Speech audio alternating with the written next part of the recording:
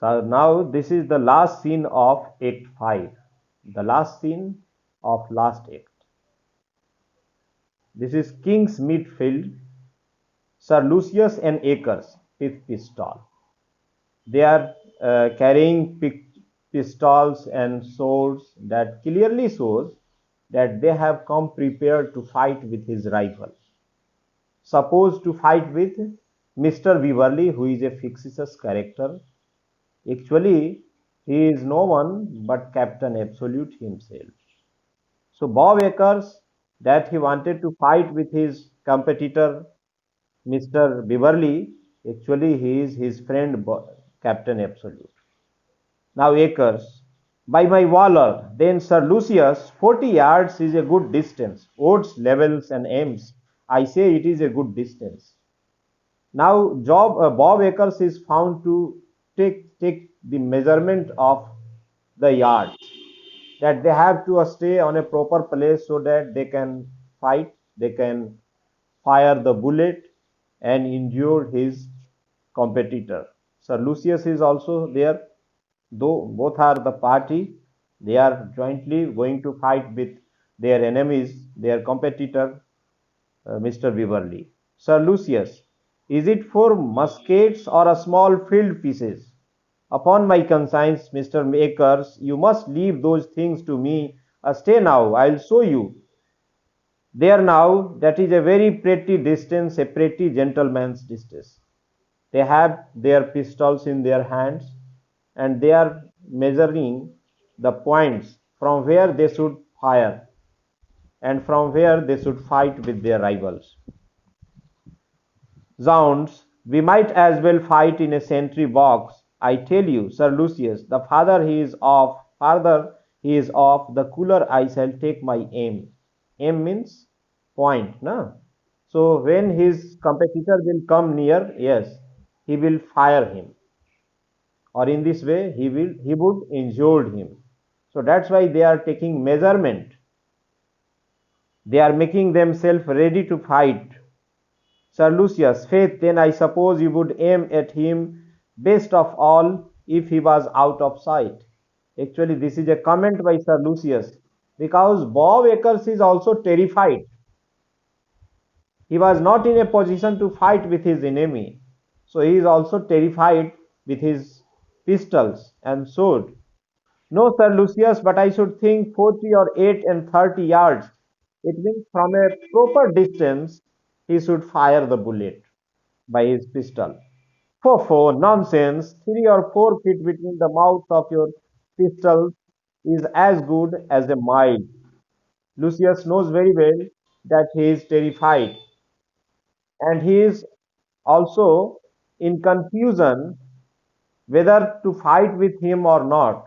So therefore he was not looking confident. Acres, oats, bullets, no, by my valor, there is no merit in killing him so near. Do, my dear Sir Lucius, let me bring him down at a long shot, Sir Lucius, if you love me. He is not ready to kill his enemy, his competitor, from a very near sight. He wanted to fire from a proper distance. Well, the gentleman's friend, and I must settle that. But tell me now, Mr. Akers, in case of an accident, is there any little will or commission I could execute for you? But Sir Lucius is asking for him that if you have any wish in your life, maybe there is chance that you may be killed here. So what is your last wish? What should we execute? So will is prepared by the dying person. So that's why he is asking. And this question will also baffle him. Na? He would be much more confused after listening this question. I am much obliged to you, Sir Lucius, but I don't understand. He is not getting the idea that what the question has been raised. What does it mean? Execution, final execution. What do you want after death? So it shows that there is chance of death also. Sir Lucius, why you may think there is no weighing shot at without a little risk, and if an unlucky bullet should carry a quitus with it, I say it will be no time then to be bothering you about family matters. Because you have come to fight with your competitor with pistol, that is a dangerous weapon. You may fire at him and he may be injured or killed. So therefore, in the same way, there is also chance that you may be killed, you may be injured. So you have to think it upon what should be done with your dead body, or what is your will that should be executed after your death. So this question rather baffled him. He was much more in confusion that what the talk is going on. Acquittus? For instance, now, if that should be the case, would you choose to be pickled and sent home? What should be done with you? If you are injured in the fight, you should be admitted to a hospital or you should be sent to your house. So, what should be done? You should also tell it before the fight starts. So, with this question, he is also increases his problem. Same to you, lie here in the away. I am told there is very snug lying in the away. There is also option that you should be sent to an away. Pickled, snug, lying in the away. Old Strammer, Sir Lucius, don't talk so. Even he is terrified to talk all about that. No? That if he is injured or if he is killed, what should happen to his dead body, or what should be done to him? Whether his parents should be informed about that duel or about his being injured. No, Sir Lucius, never before. I suppose, Mr. Akers, you never were engaged in an affair of this kind before. It was the fact. He never fought in his life any duel. So that's why he is afraid of this duel, this fight. So although the competitor hasn't come, the rival hasn't come still now, but it is before his arrival he is afraid. So what will be his position after the arrival of his competitor? No, Sir Lucius, never before. Ah, that's a pity. There is nothing like being used to a thing. Pray now, how would you receive the gentleman's sword? So you have to be ready. You have come here to fight with your enemy. And the chance is there that you may fight with him valorously and you may injure him or kill him. There is also the chance that you may be injured or killed. So you have to be ready about it also. Oates files, I have practiced at there, Sir Lucius, there, a side front. Hey, Ode, I'll make myself a small enough. I'll stand edgeways. Actually, he is showing his strategy, that he knows the strategy how to fight with the person, and he will be victorious. He has faith, but still there chance is that he may be injured. It is also a fact. Sir Lucius, no, you are quite out. For if you stand so when I take my aim. So now he is pointing his pistol towards him, that in that way you should fire. And the person is terrified because he was not mentally ready to fight with his competitor. So when the pistol is pointed towards him, he becomes cautious and terrified. Never fear. Jound, Sir Lucius, are you sure it is not cocked? Sir Lucius, never fear.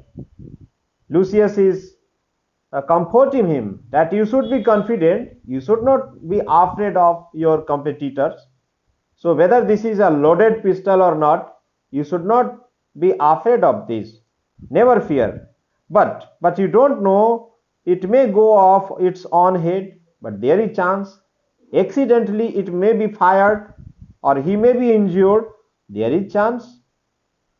Oh, be easy. Well, now if I hit you in the body, my bullet has a double chance.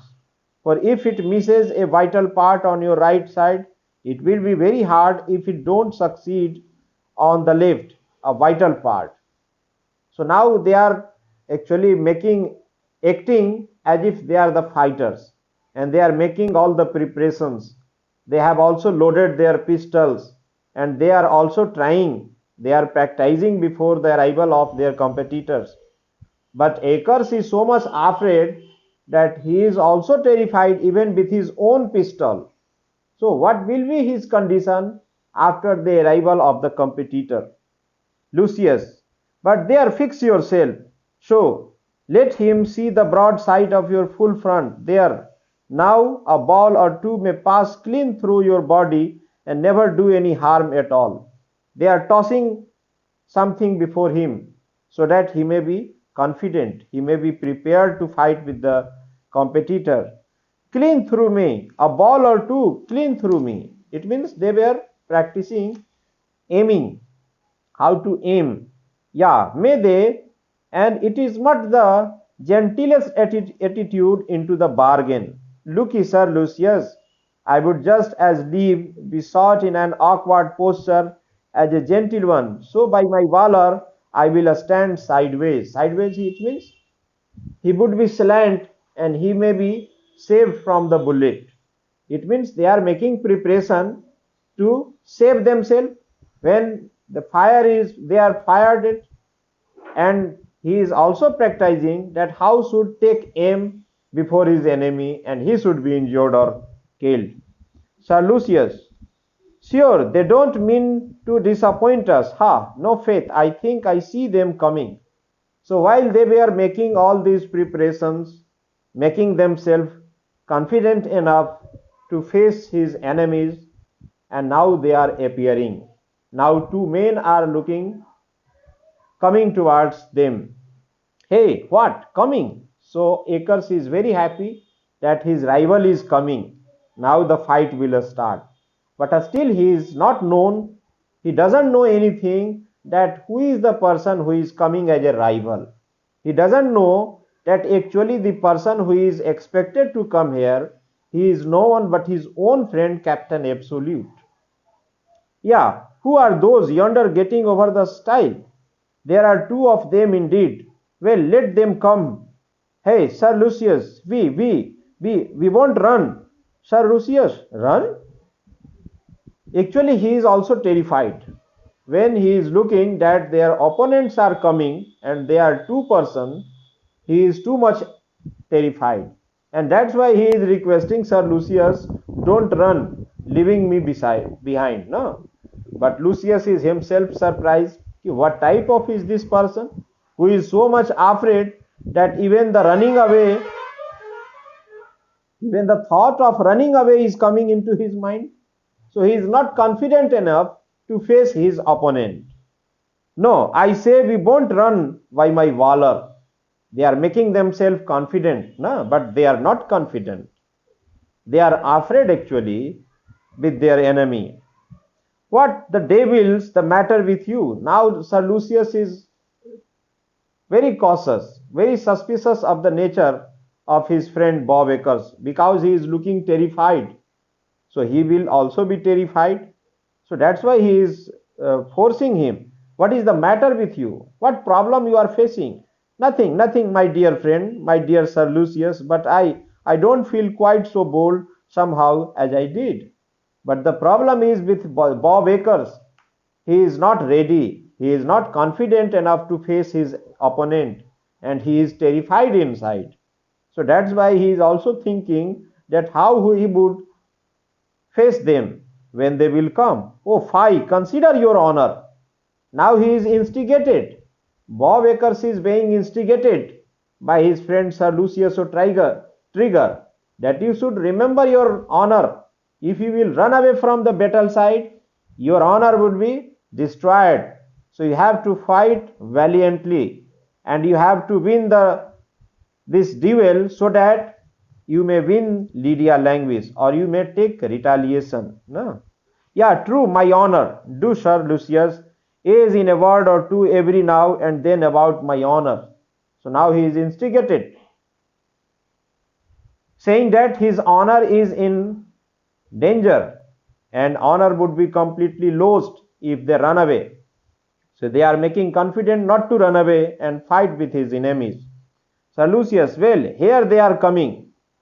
Acres, Sir Lucius, if I want with you, was not with you, I should almost think I was afraid. With my valor should leave me. Valor will come and go. Actually, he says that he is only ready to fight with his opponents because Sir Lucius is there. If he would have been alone, he might have run away from the battle side. What does mean it actually?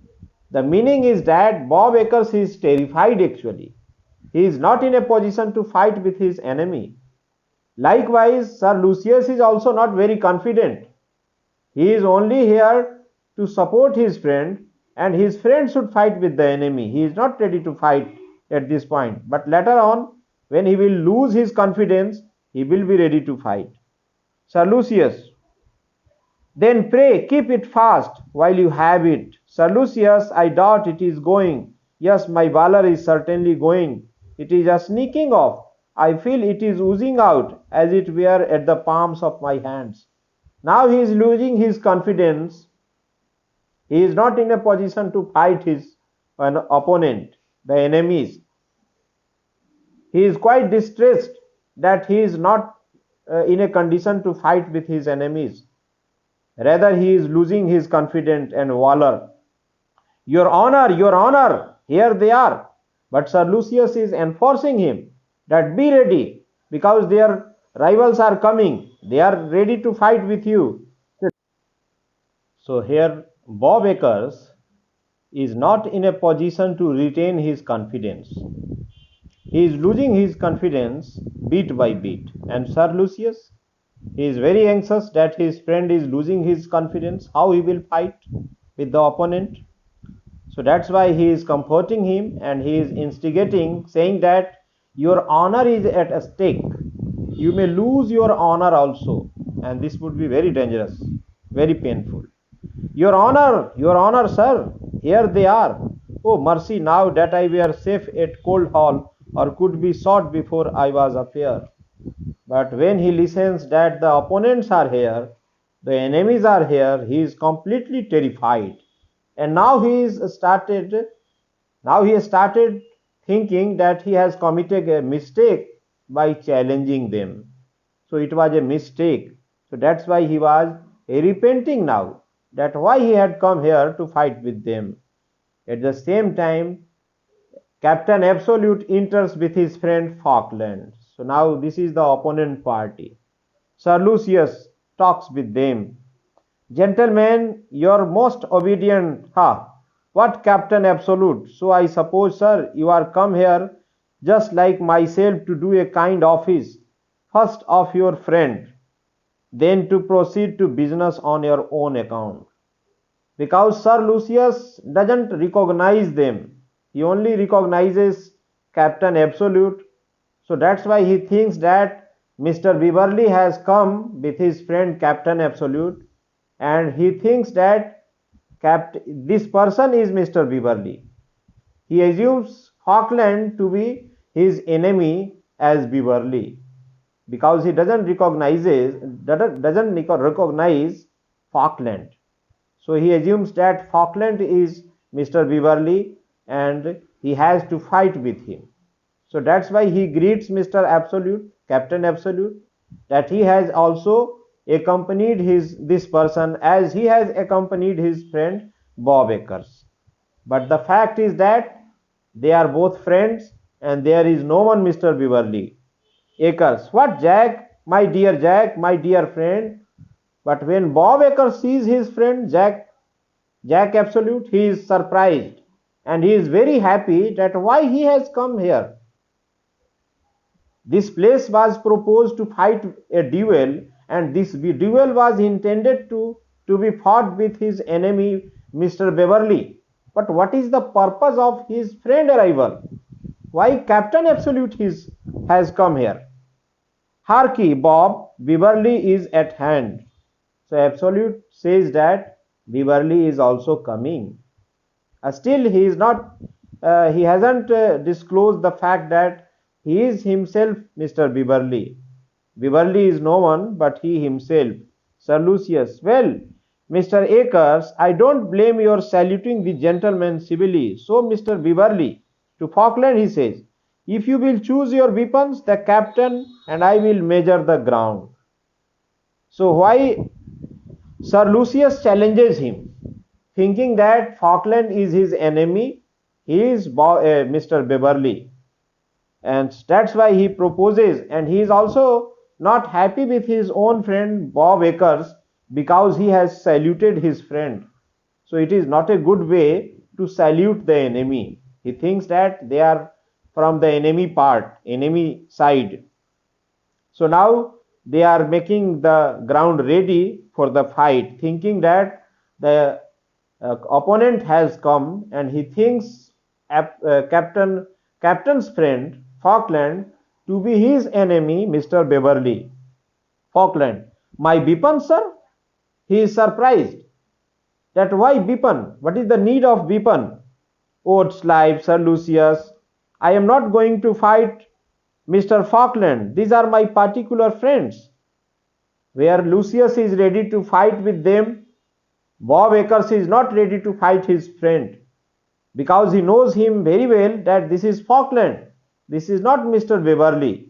But Sir Lucius doesn't recognize them, so that's why he assumes that Falkland is no one but Mr. Beverly. So he is getting ready to fight with Falkland. And Falkland, because he doesn't know that what was the situation, he is shocked. He is astonished at. What, sir? Did you not come here to fight Mr. Acres? So he questions Mr. Falkland. So what is the purpose behind your arrival here? So you haven't come here to fight Mr. Bob Acres? Not I, upon my word, sir. He says that he hasn't come to fight with his own friend, Mr. Bob Acres. Sir Lucius, well, now that's mighty provoking, but I hope, Mr. Falkland, as there are three of us come on purpose for the game, you won't be so cankerous as to spoil the party by sitting out. So because we have come here to fight with our enemies, what is the purpose of your arrival? Why you have come? Acres, no, no, Mr. Falkland, I'll bear my disappointment like a Christian. Looky, Sir Lucius, there is no occasion at all for me to fight, and if it is the same to you, I would as lieve let it alone. So he is not ready to fight with his friend, whether it is Falkland or Captain Absolute. He wanted to fight with his enemy, his opponent, Mr. Beverly, and Mr. Beverly hasn't arrived here, so rather they will bet. They will not fight with themselves. But Sir Lucius is confused. Observe me, Mr. Acres, I must not be trifled with. You have certainly challenged somebody and you came here to fight him. Now if the gentleman is willing to represent him, I can't see for my soul why it isn't just the same thing. Sir Lucius has determined himself to fight the enemy. If Beverly is not coming, and Beverly has sent his representative, he is ready to fight with him. And he is also instigating his friend Bob Acres to fight with the person. But he is not ready to fight his own friend, whether he is a representative of his opponent, Mr. Beverly. Why no, Sir Lucius, I tell you, it is one Beverly. I have challenged a fellow, you see that dare not show his face. If he were here, I would make him give up his pretensions directly. But Bob Acres is not ready to fight with Falkland or Captain Absolute because they were his friends. And he also says that he has challenged Mr. Beverly. And if he hasn't come here, if he is not appearing on the site, he is not going to fight with his own friend. So if he will come, he will fight him. Absolute. Hold, Bob. Let me set you right. There is no such man as Beverly in the case. The person who assume that name is before you, and as his pretensions are the same in both characters, he is ready to support them in whatever way you please. So, but now, Captain Absolute comes with the reality that as you think there is someone like Mr. Beverly, there is no Beverly in this world. Actually, he himself was acting like Beverly and his friend Captain Absolute. So, you should be clear now that there is no Beverly in this world. I was the Beverly himself, myself, and I am Captain Absolute also. So now you should be clear. If you want to fight with your friend, Captain Absolute, or if you want to fight with your opponent, Mr. Beverly, both are the same person. If you are ready, if you wish to fight with me, you should be ready. Sir Lucius, well, this is lucky. Now you have an opportunity. Sir Lucius is determined to fight with them. So now he says that now you should fight because Beverly is before you. But he is not going to fight with his own friend. Acres, what quarrel with my dear friend, Jack Absolute? Not if he were 50s, Beverly's, John, Sir Lucius, you would not have me so unnatural. But even after the instigation offered by Sir Lucius, Bob Acres is not ready to fight with his own friend. He is ready to forbear his honor, he is ready to sacrifice his honor, but he is not ready to fight with his own friend. After knowing the fact that there is no one Beverly, but Beverly is his friend, Captain Jack Absolute. Upon my conscience, Mr. Acres, your valor has oozed away with a vengeance. So your honor is at stake. What will you do, Mr. Acre? You are losing your confidence, you are losing your honors. Not in the least odds, backs, and abettors. I will be your second with all my heart, and if you should get a quitters, you may command me entirely. I'll get you a snug lying in the away here, or pickle you and send you over to Blunderbuss Hall, or anything of the kind with the greatest pleasure. But now Acres is determined. He has not to fight his own friend. Rather, he is furious with his friend Sir Lucius O'Trigger, and he challenges him, saying that if you want to fight with me, I will fight with you, and I will hospitalize you, I will injure you, and I will execute your bill, whatever you wanted in your life.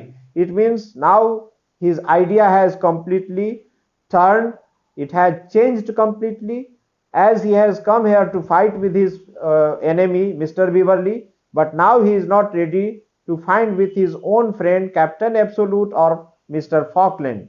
Knowing the fact that this person, Beverly, was a fictitious character and his own friend, Captain Absolute, was playing this role.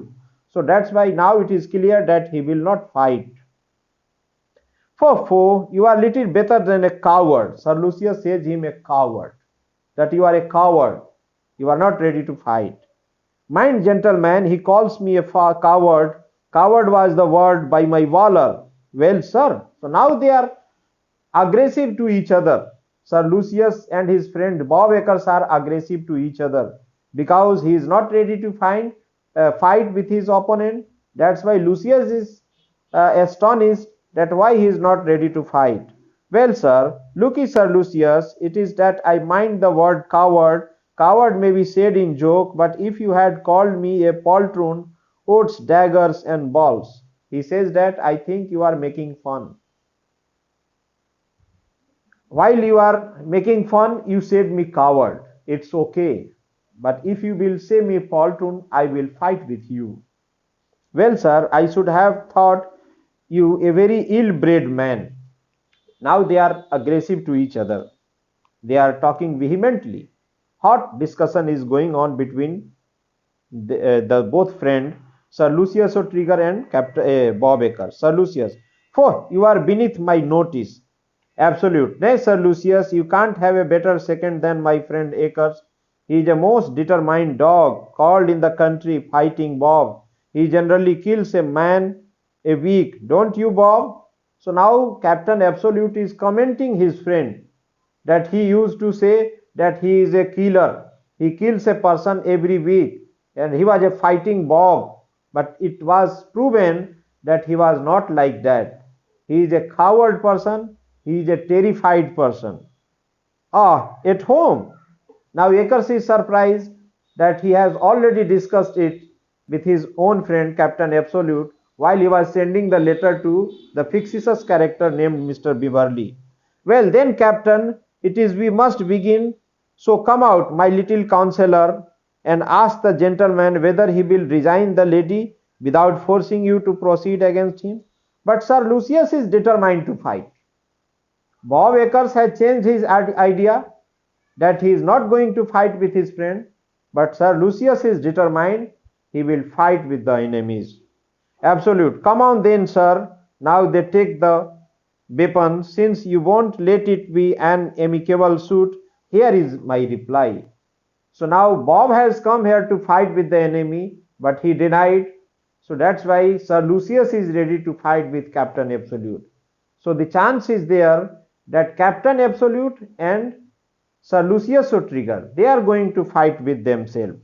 So while they have started fighting, at the same time, this person came.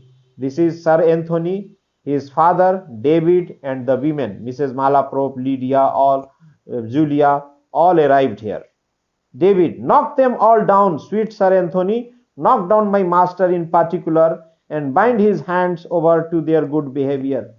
David was quite aware about his master Bob Acre, that due to his honor he wanted to fight. So that's why he requests Sir Anthony, being the guardian, that he should catch these fighters, particularly his master Bob Acres, and bind his hands so that he may not be able to fight with the fighter. Sir Anthony, put up, Jack, put up, and I shall be in a frenzy. How came you in a duel, sir? Now his father is very angry that why he came here to fight a duel. What was the problem? Absolute. Faith, sir, that gentleman can tell you better than I. It was he called on me, and you know, sir, I serve his majesty. What was the reply of Captain Absolute? That he doesn't know that why he is fighting. Actually, this person knows very well. So he should be asked that what was the reason. Because he challenged me to the duel, I accepted. I was serving my majesty. What does it mean? It means that he was in the army. He was an army officer. And if an army officer is challenged to fight a duel, he cannot deny. If he denies, he would be considered a coward. So that's why he accepted without knowing the reason that why this person wanted to fight with him. He accepted it. So he should explain that what was the reason that he came to fight with me. Sir Anthony, here is a pretty fellow. I catch him going to cut a man's throat, and he tells me he serves his majesty. But his father is surprised that why you accepted the challenge. You have come here to fight with the person, and you are saying that you are serving your majesty. What type of your character it is? John Sirrah, then how dost you draw the king's sword against one of his subjects? If you don't know that what was the reason why you are here to kill a person, these are the subjects of the king, these are the public, why you are killing the person? Absolute, sir, I tell you that gentleman called me out without explaining his reasons. Actually, this person wanted to fight with me. Because being an army man, I came. I accepted his challenge. I am not guilty. Gad, sir, how came you to call my son out without explaining your reason? Now he is challenging this person, Sir Lucius O'Trigger, that why you challenge my son. You know very well that he is an army officer. If he will be challenged, he will have to accept the fight. So what was the reason? You didn't explain the reason, and you came here to fight with my son. Sir Lucius replies, your son, sir, insulted me in a manner which my honor could not brook. He says that he was insulted by his son. How? How he was insulted? Because both loved the same lady. That was the insult. Jones, Jack, how dost you insult the gentleman in a manner which his honor could not brook? He asked his son that how you insulted him, that he could not accept it, and he came here to fight with you. So now Mrs. Malaprop comes before, because she knows Sir Lucius O'Trigger. And what was the relationship between Sir Lucius O'Trigger and Mrs. Malaprop? Actually, they were lover and beloved, no? But Sir Lucius doesn't know that actually Mrs. Malaprop is an old lady. She thinks that he loves Lydia Langvis, but the fact was that he was misguided by the maid servant Lucy, and all the letters that she received from Sir Lucius O'Trigger, and she supplied it to Mrs. Malaprop, saying that this person loves you. And Mrs. Malaprop, being a romantic lady, she was very happy to accept a love affair from a young person. So that's why she took the form of Delia. She took the name of Delia, and she was replying the correspondence made between them. So Mrs. Malaprop comes out. Come, come, let's have no honor before ladies, Captain Absolute. Come here. How could you intimidate us so? Here is Lydia has been terrified to death for you. So now she informs that Lydia was too much terrified, that she didn't want to lose you. What does it mean? It means that now Lydia is impressed. Now Lydia has accepted him, his wooer, her lover. So that's why she was terrified. It also hints that now Lydia is ready to accept Captain Absolute as her husband. Absolute, no fear, I should be killed or escape, ma'am. But he is adamant that he would fight, and he is not afraid of. Nay, no delusions to the past. Lydia is convinced. Speak, child. What does it mean? It means that the delusion is clear now. There is no confusion. Lydia loves you even as you are Captain Absolute. So she is insisting her child that now you should speak. Lydia should speak so that he may be calmed down, he may be comforted, and he may be stopped to fight with his enemy. Sir Lucius, with your leave, ma'am, I must put in a word here. I believe I could interpret the young lady's silence now marked. But Lucius is in confusion, saying that Lydia is not speaking anything. He assumes that Lydia Languis loves him, so that's why she is not speaking. But the fact is that Lydia Languis even doesn't know him, that who is Sir Lucius, because she hasn't entertained any time, never she has entertained with Sir Lucius. Sir Lucius was always entertained by her niece, her guardian, Mrs. Malaprop. So that's why she doesn't know him. But still there is confusion. Sir Lucius is in confusion that he loves Lydia Languis and Lydia Languis loves him. But it is not the fact. Now she has started loving Captain Absolute in his real identity. Lydia, what is it you mean, sir? She is surprised because she has notices that he is in confusion because Lydia Languis is not speaking even at this time. So he assumes that still Lydia Languis loves him. But it is the fact that she doesn't love Sir Lucius. Even she doesn't know Sir Lucius. Now she loves Captain Absolute because she is happy. Now she is impressed with the fighting attitude of Captain Absolute. Come, come, Delia, we must be serious now. This is no time for trifling. Again, Sir Lucius is in confusion. He is addressing Lydia Languis as his Delia, that you should be serious now. It is not a fun. Now we should talk seriously. My Delia. Whom he is addressing Delia? Actually, he is addressing Lydia Languis as his Delia. But the fact is that she is not Delia. Who is Delia then? Delia is her guardian, her aunt, Mrs. Malaprop. And Malaprop was also there. She knows the confusion that actually she is Delia. And he thinks that Delia is her daughter, her niece. It is true, sir. So now Lydia explains the situation, that it's true, sir, and your reproof bids me offer this gentleman my hand and solicit the return of his affection. But now she clarifies, she declares that Sir Lucius is rejected and Captain Absolute is selected. So she now declares her love towards Captain Absolute.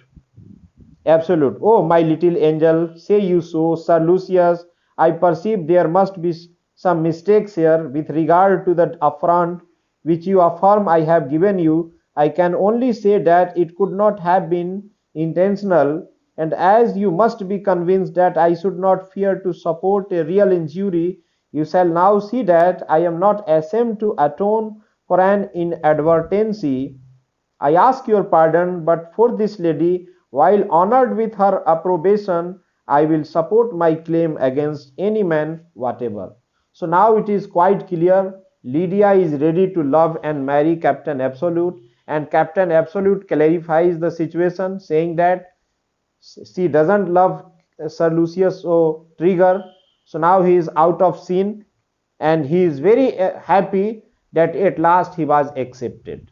He is really happy that now Lydia Languis started loving him, even ignoring the fact that he acted like two different persons as Captain Absolute and Mr. Beverly. But even then, he was accepted. Now he is successful to win his heart, his love, Lydia Languis. But what would happen to Sir Lucius? Sir Lucius is really befooled because he wanted to love Lydia Languis, but at that time he was actually loving Mrs. Malaprop. But after knowing the fact that this is an old lady, he was astonished. Sir Anthony, well said, Jack, and I'll stand by you, my boy. So now father is also happy because everything is going to be compromised, reconciled. Lydia is also happy. She is also ready to accept him. Akers, mind, I give up all my claim. I make no pretensions to anything in the world. And if I can't get a wife without fighting for her, by my valor, I will have a bachelor. I will leave a bachelor. So now Bob Akers declares, if Lydia Languis loves my friend Captain Absolute, I am ready to be a bachelor in my life. What does it mean? That even if he is rejected, he is happy that his friend was selected by Lydia Languis. Now the relation is completely changed. He will accept his life as he is. He would also be ready to live as a bachelor, unmarried. But he is very happy that his friend is going to love and marry Lydia Languis. Sir Lucius, Captain, give my your hand. And affront handsomely acknowledged becomes an obligation, and as for the lady, if she chooses to deny her own handwriting here, but Sir Lucius, he hasn't accepted any claim. He is not ready to be defeated because still he is in confusion. He is in wrath that still he loves Lydia Languis and Lydia Languis loves him. So that's why, as a proof, he shows the letters. Who has written the letter? Not by Lydia, but by her aunt Mrs. Malaprop. That was the fact. So he takes out his letters, but Malaprop is also there. So he is cautious that her past will also be revealed here. Her secrecy will also be revealed here. She takes possession. Oh, he will resolve my mystery. Sir Lucius, perhaps there is some mistake. Perhaps I can illuminate. So now she thinks that her real identity will also be revealed. It will be also opened that being an old lady, she loves Sir Lucius O'Trigger.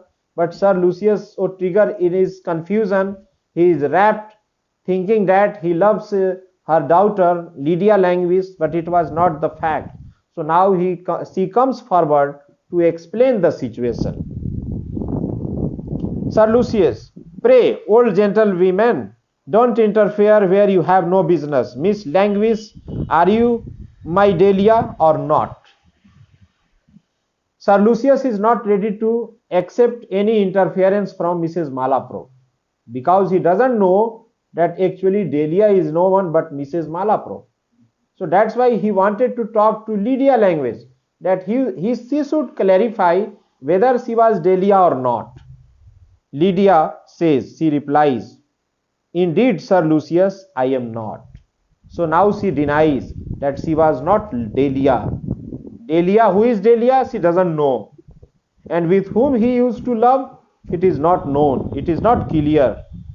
So now, at last, she denies him, saying that she was not his lover. So that, at last she takes the hands of her lover, Captain Absolute, and now they go from there. Mrs. Malaprop, Sir Lucius O'Trigger, ungrateful as you are, I own the soft impeachment, pardon my blushes, I am Delia. So at last, now this is the comic situation, that Mrs. Malaprop declares on the stage, that is the last scene, very few lines are remain, that actually she was Miss Delia, and you loved me actually. You, Delia? Fo, be easy. Now he is astonished. No? Sir Lucius is shocked to know the reality that actually Lydia Languis was not his Delia. Delia was actually her guardian, her aunt Mrs. Malaprop. That she was an old lady. It means for a long time he has been loving to an old lady, but he was in confusion that he was loving Lydia Languis. But now it is quite clear. Mrs. Malaprop, why thou barbarous young kid? Those letters are mine. When you are sensible of my benignity, perhaps I may be brought to encourage your addresses. So now it is the proof that whatever the letter you are showing, these letters were written by me. I have written these letters and sent through my maid servant Lucy to you. So actually I am Delia, that Mrs. Malaprop declares. She informs her lover Sir Lucius O'Trigger. But the fact is that will Sir Lucius O'Trigger be ready to love Mrs. Malaprop because she is an old lady? Sir Lucius, Mrs. Malaprop, I am extremely sensible of your condescension, and whether you or Lucy have put this trick upon me, I am equally beholden to you. Now he is shocked that who has befooled him, who has deceived him.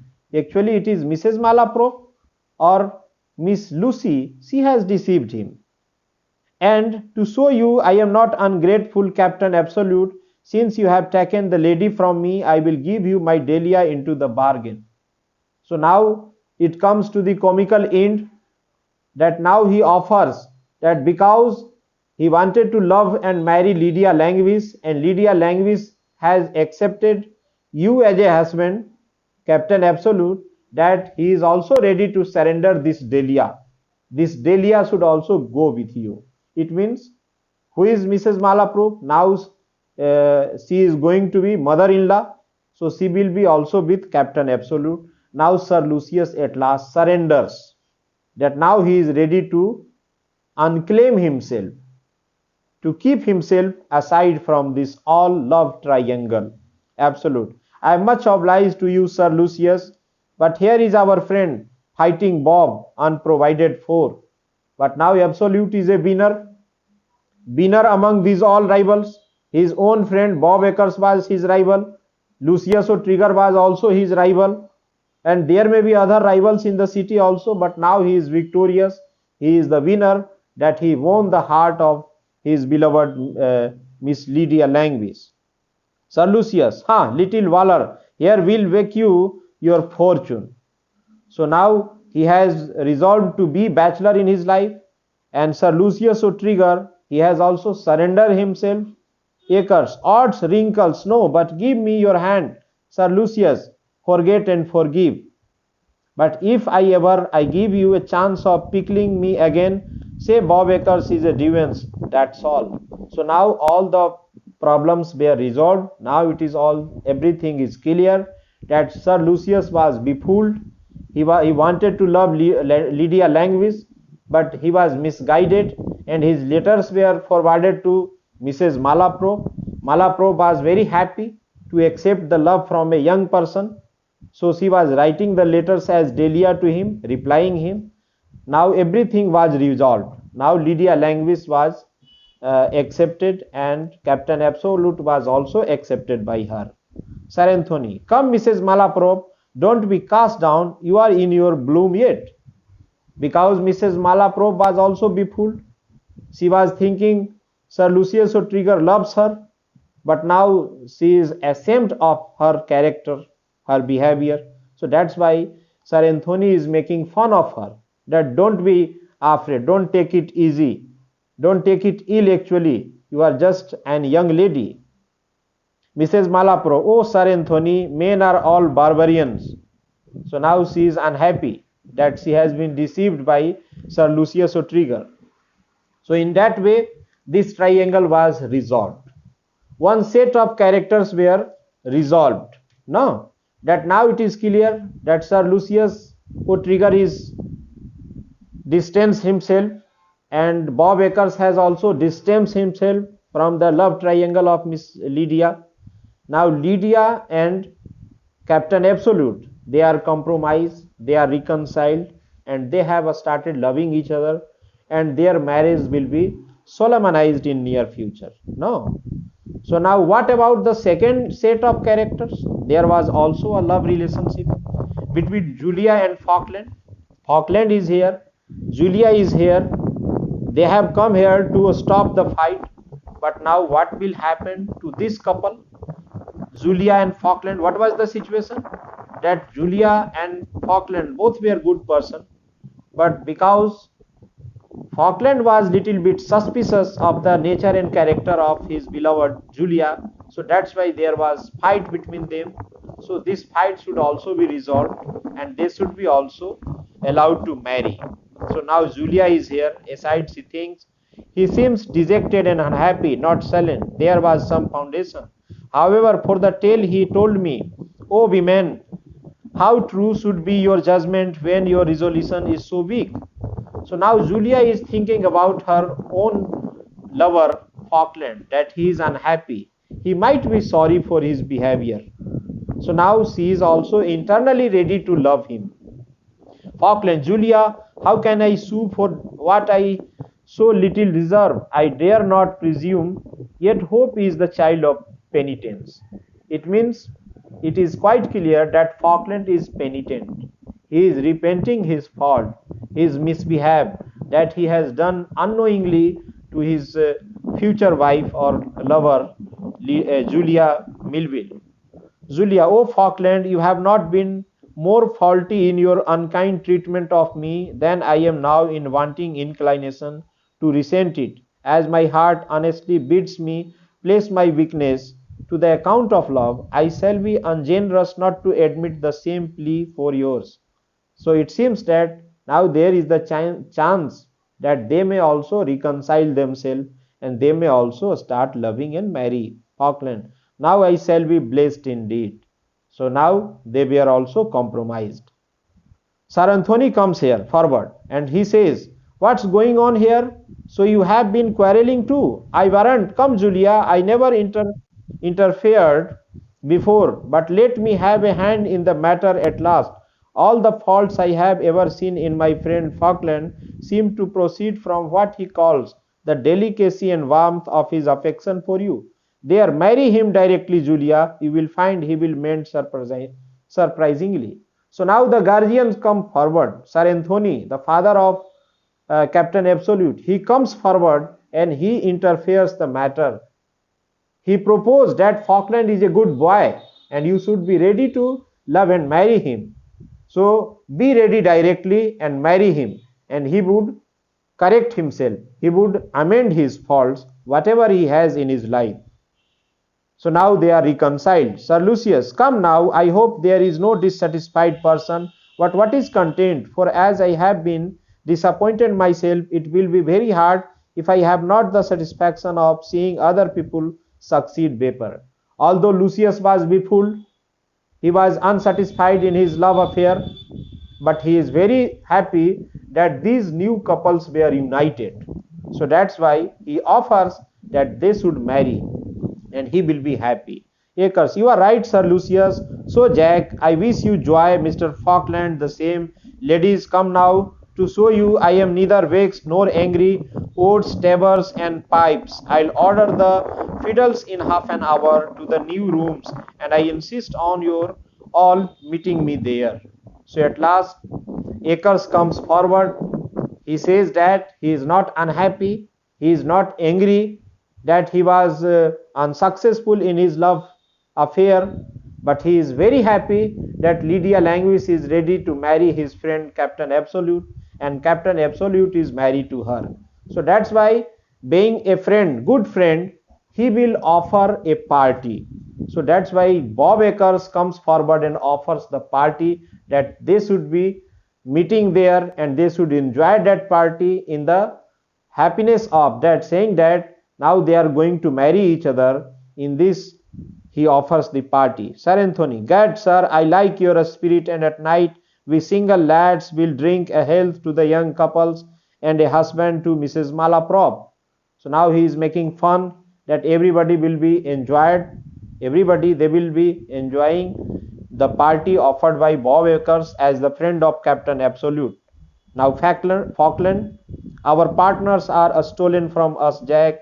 I hope to be congratulated by each other. Yours for having checked in time the errors of an ill directed imagination which might have betrayed an innocent heart, and mine for having, by her gentleness and candor, reformed the unhappy temper of one who by it made wretched whom he loved most and tortured the heart he ought to have adored. So now Falkland is also congratulating to each other, because even after so many problems in their life, everything was resolved.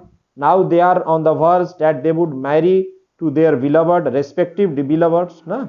That Captain Absolute will marry Lydia Languis and he will marry Julia Melville. Absolute. Well, Jack, we have both tasted the bitters as well as the sweets of love. That he replies that they have tasted bitters. Bitters means tikhapan, na? And they have also enjoyed the sweet. So this is the experience of life. After so many problems, those were there in the life, each and every problem was resolved and everything is going in a right direction. Lydia was always obliged to me for it. Hey, Mr. Modesty, but come, no more of that. Our happiness is now as unallayed as general. Now it seems that with the uh, comical end of this play, Lydia Languis is looking very happy that now she has forgiven Captain Absolute for deceiving her as Mr. Beverly. Now she is very happy. So, very beautifully and with too much love, she addresses saying her husband, her future husband, her lover, Mr. Modesty. Mr. Modesty, who she says? She says to her lover, Captain Absolute, that Mr. Modesty, you have deceived me, but I am really happy at last. So now she is going to enjoy her life with her partner, Captain Absolute. Julia is also happy at last. She was also reconciled with her lover Falkland, and they are also allowed to marry now. Then let us study to preserve it so. What preserve? This happiness that they have received. And while hope pictures to us a flattering scene of future bliss, let us deny its pencil those colors which are too bright to be lasting. When hearts deserving happiness would unite, their fortunes, virtue would come crown them with an unfading garland of modest, heartless flowers, but ill judging passion will force the gaudier rose into the wreath whose thorn offends them when its leaves are dropped. So, with the final dialogue, concluding dialogue of Julia Melville, the drama ends here. No? That now they have received happiness. Each and every character has received happiness in his life or her life.